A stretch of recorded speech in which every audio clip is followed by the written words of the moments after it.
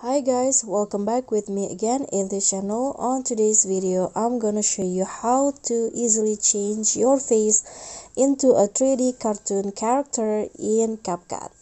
So what you need to do is add a photo of you to CapCut. Then just click on your photo, then go to style.